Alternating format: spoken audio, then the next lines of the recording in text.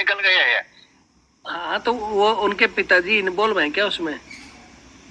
अरे इनके पिताजी मारे हैं। नहीं, वो तो ये बोल रहा था कि झगड़ा हुआ तो वो था। बोल रहा है हम थाना प्रभारी थे, हम नहीं जान रहे हैं। हम जो बोल रहे हैं सुनिए ना। हाँ बताइए। किसी ने पूछे हैं कि आपका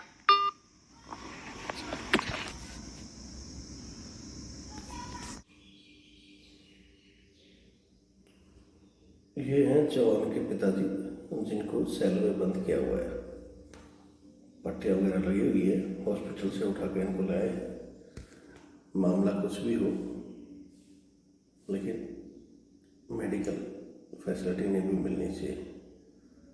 लेकिन पुलिस वो बैठे हुए थे साइड में, तब तक तुरकोलिया थाना आया और उनको अरेस्ट करके ले गई। उनका ट्रीटमेंट भी अभी तक नहीं हुआ, बिना कुछ किए अचानक ट्रीटमेंट से उठा कर ले गए। अगर उन्हें कुछ होता है तो इसका पूर्ण जिम्मेवार तुरकोलिया थाना एसपी, मोतिहारी एसपी और डीएसपी ही होंगे, क्योंकि ये लोग कोई रिस्पांस नहीं ले रहा है। मैंने उनको मेल भी करवाया, सब कुछ करवाया, कोई नहीं। ये मेरी माँ है, इनका भी कंडीशन देखिए, ये भी नहीं बच पाएंगी, ये भी नहीं बच पाएंगे। इनका बहुत ज़्यादा बुरा है, ये सर फट गया है, दादी जी का भी सर फटा हुआ था और ये माँ है। ये अभी जो आपने छोटी सी रिकॉर्डिंग सुनी है, ये बिहार में कल एक एसएचओ के साथ मैंने बात की। मामला क्या था वो आगे मैं आपको बताऊंगा, लेकिन ये पुलिस से फौजियों को चूतिया समझती है, सबसे पहली बात तो, और कोई रिस्पांस नहीं देती है। फोन कटने के बाद मैंने 10 बार इनको कॉल लगाया लेकिन इन्होंने कॉल नहीं उठाया। लेकिन मेरे को जो चाहिए था मैंने एविडेंस हासिल कर लिए हैं और इसकी बैंड मैं बजा सकता हूं अगर आप इस वीडियो को सिर्फ शेयर और वायरल करो तो। और नहीं तो कल हमारे और भी अधिकारियों ने इससे बात की है, इस एसएचओ से भी हुई है, एसपी से भी हुई है, लेकिन किसी ने रिस्पॉन्स नहीं दिया। जबकि हमारे जो जिस जवान के माता पिता के साथ मारपीट हुई है उनके सीनियर अधिकारियों ने बात की है, लेकिन वो बोल रहे हैं कि पुलिस वाले मान ही नहीं रहे। क्यों नहीं मानती पुलिस? उसका कारण है कि आपको और हमारे को ये लोग ऐसे सोचते हैं कि फौजी हैं, कुछ नहीं करेंगे। और हमारे में से कुछ लोग अब ये एसओपी बन गई, केंद्र सरकार ने ये कर दिया और अब फौजियों को ये नहीं होगा। अरे भैया, ये चीजें पहले ही बनी हुई हैं, लेकिन इनका फायदा जब भी उठा सकते हो जब आप संगठित रहो और लड़ने की हिम्मत रखो और आपके अंदर जो बेफिजूल का डर है ना, उस डर को बाहर निकालो। नहीं तो ताली बजाते रहो और पिटते रहो। दुनिया भर की ऐसी एसओपी बनती रहेंगी, ऐसे कानून पहले बने हुए हैं और ये लोग कानून को तोड़कर तुम्हारे इसी तरह लात घूंसे मारते रहेंगे। तो पहले ये वीडियो देखो, आगे की फिर मैं कहानी बताऊंगा। मेरे को पता है कि आप लोगों को समझाना मतलब महाभारत हो रखा है। आप लोगों का डर हम निकालते हैं इतनी मेहनत के साथ, लेकिन आपको वो झूठी चीजें, झूठी वीडियो, बस उनमें ताली बजाने में मजा आता है। और जब फंस जाते हो ना, जब रात को 10 बजे हमारे से सर कोई सुन नहीं रही, आप बात करो। पहले वीडियो देखें। मेरा नाम रोशन कुमार है और हम लोग शंकर साय का निवासी हैं। हम लोग एडमिट हैं सदर अस्पताल मोतिहारी में अभी भी। इसका एक फिंगर जो है ये ख़त्म है और ये मेरा सबसे छोटा भाई है जिसका पूरा सर ख़त्म है, इसका सर भी फटा हुआ है।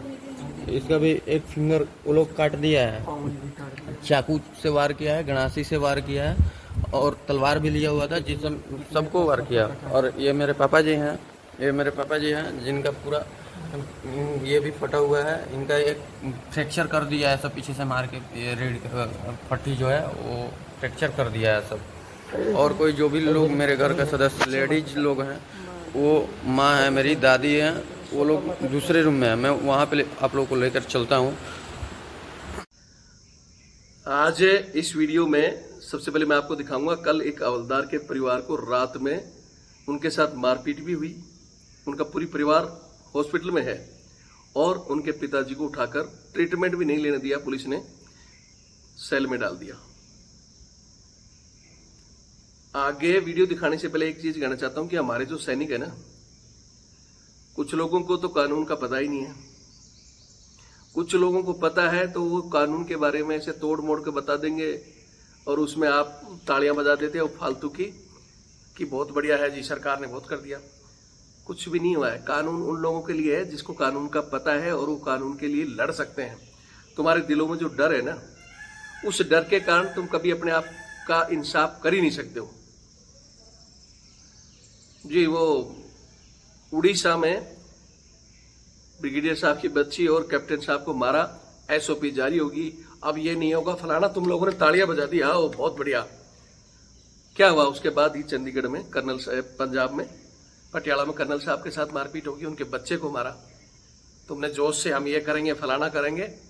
उसके बाद कोर्ट, चंडीगढ़ पुलिस जांच की, वहां भी एक एसओपी उसी समय जारी होगी थी जो तुम्हें वीडियो में दिखाया जा रहा है। अब केंद्र सरकार ने ये कर दिया, आगे ये नहीं होगा, घंटा नहीं होगा। उस एसओपी के बाद तुम्हारे कर्नल यूपी में पिटे हैं। लेकिन सबसे बड़ा है तुम्हारे अंदर जो बोलते हैं ना, चुनौतियों से लड़े, चूतियों से कैसे लड़े। मेरी बात ये बहुत लोगों को खराब लग रही होगी, लेकिन मैं फिर कह रहा हूं कि तुम्हारे को ये जो नियम कानून है ना, बहुत पुराने बने हुए हैं कि फौजी को कैसे अरेस्ट कर सकते हैं, नहीं कर सकते। उनके परिवारों के साथ यूपी के अंदर भी ऑलरेडी हाई कोर्ट ने ये चीजें कही हुई हैं, और फिर भी एक कर्नल को थप्पड़ मार दिया गया और तुम सिर्फ ताली बजाओ। अब सरकार ने नियम ले आया, जो कि नियम ऑलरेडी पहले आया हुआ था, बाद में मार हुई थी। और मार खाने के काम इसीलिए आप लोग करते हो कि आपके अंदर जो बैठा डर है ना, वो कभी सुधर नहीं सकता। तो इस विषय में मैं खैर अलग से भी एक वीडियो बनाऊंगा। पहले तो ये देख लो कि फिर कल बिहार में एक हवलदार के परिवार की क्या हालत हुई है, पहले देखो फिर आगे बात करेंगे। इसलिए आज मैं आगे का वीडियो दिखाने से पहले एक बार फिर आप लोगों से अनुरोध करूंगा कि हमारी इन घटनाओं के रोकने के लिए जब तक हमारे पास कोई बड़ी टीम नहीं होगी जो हर डिस्ट्रिक्ट लेवल पर काम करे, तब तक हमारे साथ इस तरह की घटनाएं अंदर बाहर ऐसे ही होती रहेंगी। मैंने कोशिश की थी वो मजबूत टीम और वो मजबूत चैनल खड़ा करने की। मेरा वो चैनल बैन हो गया, जिसके लिए मैं अकेला सुप्रीम कोर्ट में लड़ रहा हूँ। मेरे ऊपर एफआईआर करवा दी गई, जिसके लिए मैं लड़ रहा हूँ। और आप लोग, हम आपके साथ हैं सर, हमें भी जोड़ लो, लेकिन जब जरूरत पड़ती है पीछे कोई नहीं है। अगर आप हमारे से जुड़ना चाहते हो, हमारी उस टीम का हिस्सा बनना चाहते हो, तो ये मेरा नंबर है 8290354513 8290354513। ये मेरा कॉलिंग और व्हाट्सअप नंबर है। इसमें अपना गांव नाम लिखकर भेज दो कि सर हमें जोड़ो। लेकिन जुड़ने का मतलब है फिर साथ देना भी। जरूरत पड़ती है अपने इलाके में तो आप हमारे साथ आओ। और सबसे बड़ी बार बार हम कहते हैं कि भाई इन चीज़ों के लिए हम कोई टीम खड़ी कर रहे हैं, उसको चलाने के लिए तन मन धन की आवश्यकता होती है। तो धन का नाम सुनते ही साइड। अगर आप वास्तव में जुड़े हो तो महीने 2 महीने में हमारा आर्थिक सहयोग भी करो, ताकि हम उस चैनल को भी खुला सकें और उस टीम को मजबूत धरातल में काम भी करा सकें। अगर आपको सहयोग देना है तो यही मेरा नंबर 8290354513 8290354513। ये मेरा फोन पे और पेटीएम से जुड़ा हुआ है। ये मेरा बारकोड। आप साथ और सहयोग दोगे तो हमें ऐसी मजबूत टीम हर डिस्ट्रिक्ट में खड़े कर सकते हैं जो आपके लिए ग्राउंड में आकर लड़ सके। जैसे इन्होंने बताया कि सर वो सारे, उनके पास तो बहुत आदमी हैं, वो पूरे लोग एक हो गए, हम अकेले पड़ गए। तो अकेले इसलिए पड़ते हो कि अपने आसपास के जो संगठन है सैनिकों के, उससे आप जुड़ते नहीं, या जुड़े भी हुए हो तो उन संगठनों का काम से इतना हो रखा है। मैंने बहुत से संगठन बनाए, ग्रुप बनाए, और फिर उन ग्रुपों में फिर नहीं सर आप तो दूसरी जगह से हो, अब हमारा यहाँ ही संगठन बन गया। क्यों? वहाँ धीरे धीरे कुछ अधिकारी जुड़े, कुछ चमचे जुड़े, जिसकी बात मैं अंदर की करता हूँ कई बार कि हम अंदर भी जो सहायक पड़ता है उससे परेशान है। अधिकारियों के हमारे ऊपर जो शोषण किए जाते हैं हम उसकी लड़ाई भी लड़ रहे हैं, क्योंकि हमारे अधिकारी अंदर हमारा शोषण कर रहे हैं। तो मैं उसके लिए लड़ता हूँ। अब तुमने उस ग्रुप में उनको जोड़ लिया तो जो अच्छा अधिकारी है वो तो ठीक है। बहुत से ऐसे ग्रुप हैं जिनमें अधिकारी भी जुड़े हुए हैं हमारे साथ और वो काम भी कर रहे हैं हमारे साथ। भाई हमारे अंदर के मसले अलग हैं, बाहर के मसलों में हमारे वो साथ हैं और कुछ अंदर के मसलों में भी हैं। लेकिन कुछ लोगों को नहीं भाई, अब रविंद्र फौजी बार बार करता है, इस ग्रुप को लॉक कर दो, या तो उनको बाहर काट दो, या उनको वीडियो आते ही हटा दो। मतलब फिर ग्रुप किस लिए बन गया? 26 जनवरी की परेड में बस चलो भाई फौजी आदमी आगे तिरंगा लहरा दिया, 15 अगस्त को तिरंगा लहरा दिया। कोई आया तो उसकी जय हिंद सेना से रिटायर की पार्टी कर दी, 2-2 पैक लगाए और सो गए। लेकिन किसी की समस्या के लिए लड़ने की जब बारी आती है, हमारे ग्रुप से जुड़ा नहीं है, ये तो दूसरी जगह का मामला है। अगर आपका कोई ग्रुप डिस्ट्रिक्ट में काम कर रहा है तो डिस्ट्रिक्ट लेवल का हल करो, लेकिन कभी बड़े लेवल में जब काम करनी है तो डिस्ट्रिक्ट से दूसरे डिस्ट्रिक्ट में जाने की भी हिम्मत रखो। बड़े लेवल में जब होता है तो स्टेट में या दूसरे स्टेट में जाने की भी हिम्मत रखो। वो लोग आओ सामने, ठीक है, आप करो अपने अपने जगह काम, अपने अपने लोकल संगठनों से जुड़ो। लेकिन अगर वो आपकी इस तरह की सहायता नहीं कर सकती तो फिर ऐसी टीम हम सोच रहे हैं बने जो इनके लिए लड़े। लेकिन उस लड़ाई के लिए सब चीज़ों की जरूरत पड़ती है। तो कोई मतलब नहीं, 4 साल से जुड़ा हूँ सर, 4 साल पहले आपको 100 रुपये भेजा था और मैं हमेशा आपके साथ हूँ। तो ऐसे साथ देने से क्या फ़ायदा? हम बीच में हमने कितनी बार दिल्ली में धरने दिए, कहीं कहीं आवाज़ें उठाई, अग्निवीर के लिए भी लड़े और मामलों के लिए भी लड़ते रहते हैं, बुलंदशहर तक गए। तो उन सब के लिए खर्चा रविंद्र फौजी को टाटा बिरला नहीं है कि भाई मैं मेरा ही लगाता रहूं। और अब मेरा वो चैनल भी बंद हो गया जो मेरी एक बहुत बड़ी सपोर्ट थी, नहीं तो उसमें 8 लाख से ज़्यादा लोग फॉलो करते थे हमें, और वो सारे के सारे उसमें एक से एक बड़े बड़े अधिकारी भी जुड़े हुए थे, बड़े बड़े संगठनों के लोग भी। अब आज जैसे मैंने अकेले ने SHO से बात की, 50 कॉल जाते, वहाँ 100 कॉल जाते, वो अपना आप लैंड पे आ जाते कि हाँ भाई हमने यही तो कहा कि उनको ट्रीटमेंट दो, उसके बाद में जो कानूनी कार्रवाई बनती है कोर्ट सजा देगा, आपको सजा देने का अधिकार नहीं है। बाकी वीडियो देखें, शेयर करें, मेरा काम था आपको समझाना, समझ गए तो ठीक है, नहीं तो मेरे को तो कहोगे तो ठीक है, मैं तो फ़ोन भी कर लूँगा, जो मेरे से कार्रवाई होगी वो भी कर लूँगा। और सबसे बड़ा तो चैनल में जब तक आप चीज़ों को वायरल करोगे तो पब्लिक सबसे बड़ी है, पब्लिक अपने आप इंसाफ लेती है। वीडियो देखें और शेयर करें। जय हिंद, जय भारत, वंदे मातरम। आप देखिए मेरे दादी जी का क्या कंडीशन है, यहाँ पे ये डेथ कर जाएंगे ऐसा हालत में है, इनका कोई ये नहीं है, ये नहीं बच पाएंगी। इनका हाथ टूटा हुआ है सर, ये वाला हाथ भी टूट गया है और पैर भी मार के तोड़ दिया है सर। यहाँ पे कोई एक्शन नहीं लिया है, SP DM कोई एक्शन यहाँ पे नहीं लिया है। बिना ट्रीटमेंट का मेरे दादाजी को उठा के ले गया, उनको हार्ट और ब्लड प्रेशर दोनों चीज़ का प्रॉब्लम है, और उठा कर ले गया। हम लोग यहाँ से हुए कि ट्रीटमेंट करने दीजिए फिर लेके जाइएगा। अभी हम लोग वहाँ पे गए ट्रीटमेंट के लिए उनको छुड़वाने, फिर भी वो नहीं छोड़ रहा है। वहाँ पे इतना जल्दी वो लोग वार किए हम लोग के ऊपर, फिर वार करने के बाद में इतना जल्दी FIR कैसे हो गया, इतना जल्दी अरेस्ट कैसे कर लिए, बिना आवेदन का अरेस्ट कैसे कर लिए, पैसा लिए हैं, घूस लिए हैं, उसके बाद में वहाँ पे अरेस्ट किए हैं। तुरकोलिया थाना का जो चौकीदार है वो भी घूस लिया हुआ है, विदाउट परमिशन आया डायरेक्टली।